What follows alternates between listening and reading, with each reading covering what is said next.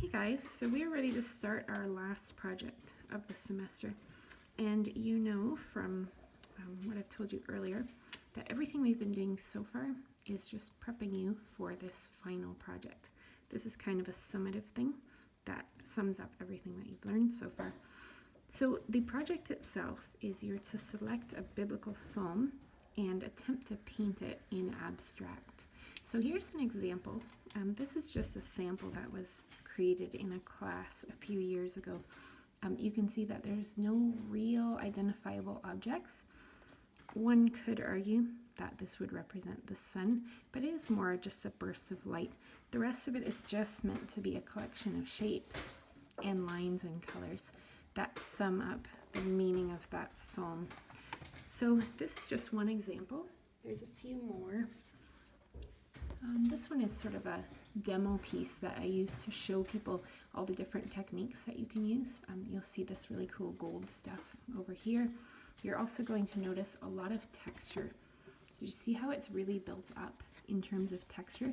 So these are physical ridges that are built up with tissue paper and other materials.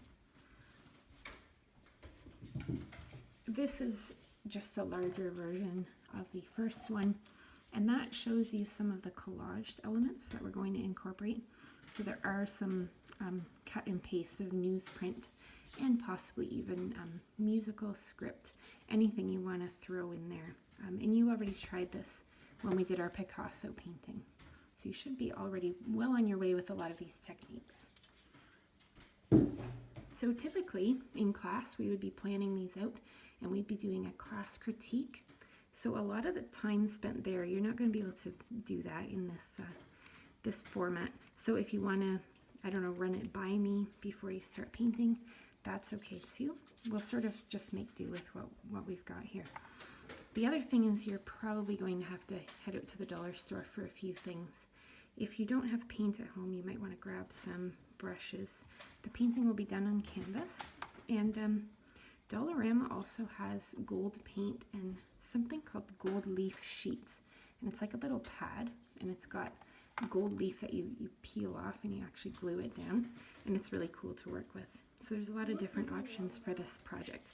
But the first thing we need to do is get some inspiration from a woman named Annika Kai. Her name is spelled Annekekaai, and I'm just going to put some things up on the screen so that you can maybe look her up and just have a look at these pieces for inspiration. So Annika is also painting scripture. She paints the Psalms, and this particular one is called Psalm 24, which says, "Be lifted up, you ancient gates, that the King of glory may come in." So you're going to see right away that she sort of has gates in there, but generally it's pretty abstract. You're not supposed to actually draw gates. You're not supposed to draw what you see, or what the psalm depicts. You're supposed to depict the feelings behind it. So having a look at the next one, this is from Psalm 18, and it's "The Lord is my rock, my fortress, and my deliverer." So yes, she does have a rock, right? Where this is obviously the rock, but it's still extremely abstract, so that's the point here. So these first two are quite lovely. But let's look at this one. This is Psalm 22, verse 2, 3, and 4. And this is an idea of despair in that psalm. So you can see sort of the swirling reds, the swirling blacks, all those negative colors that you have already learned about. So you know how to use these colors to communicate the different emotions. So Annika's done a whole lot of different ones. But let's look at this Psalm 25, verse 4 and 5. This is really strong with the texture, and you're going to see there how she's built up texture probably through squeezing glue out from a bottle. So that's an option too for your project. So these are the Annika Kais that we're going to look at, and I'll just pop up some examples of student work from previous years. This is, I believe, a Rosie Cowie painting. She did Psalm 29, verse 3, and I think she did a really good job on this one. It's quite lovely. So this is all student work done by people your age. This is from Alana Roschdutzer from years ago, and it's Psalm 62. So you can see how she incorporated the collaged elements of the musical notes. So she just ripped those out of something and stuck them down. So it's a very lovely effect. All right, so the next thing we have to do after we've been inspired is we need to plan our piece. So I'm just going to do a quick demo of what that's going to look like, and then you can go ahead and plan out your own piece. And that's pretty much all we're doing for today. If we were in class, you would have planned it, you would have had a group critique, you would have run it by your friends. So it's going to feel like it's not a lot of time, but that's sort of the limitation that we're stuck with. Okay, so remember the things you learned about line, shape, and color. I'm just going to pick, for an example, the scripture.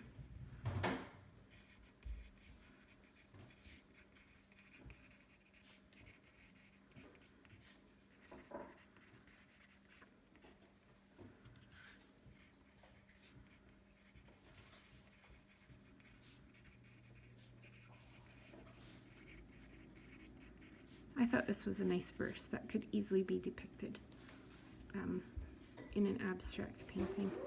And it's Psalm 116, verse 7.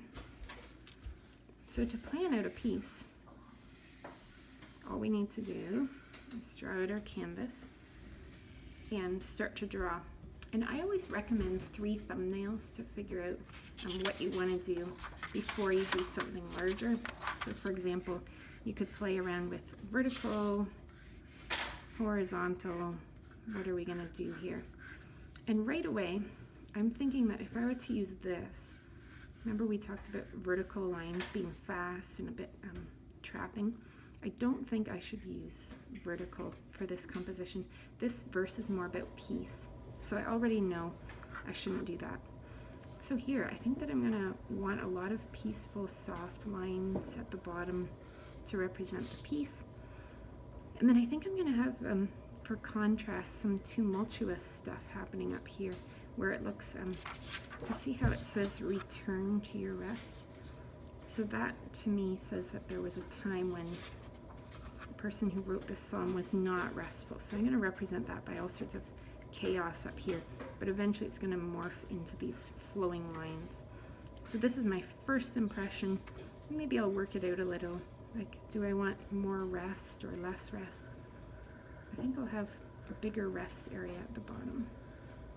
And then this will be all the crazy stuff.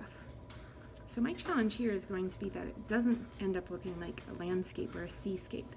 See how this could quickly end up looking like water in a storm? So I'm going to try to avoid any of that. So I'm going to just start planning out my painting. Alright, so I'm finished with my drawing.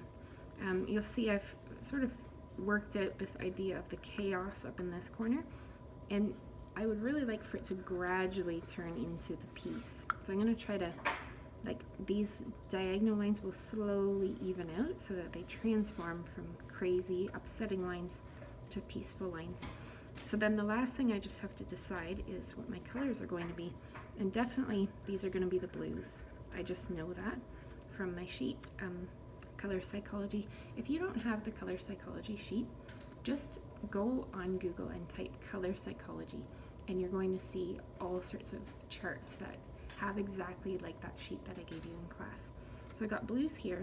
I'm going to have darker blues up in the background here. Dark blues. And then this stuff is going to be a bit wonky. I think I'm going to do some yellows, reds, oranges, and then I also have like chaotic arrangements of sort of fast and disturbing shapes. So they're going to swirl around and they'll all settle down into these beautiful, soft, peaceful blues. So that's the plan for my painting. So again, if we were meeting in class today, we would be working these out. So yeah, take up to an hour to do that. And we would also have been in groups, like planning and helping each other plan this out.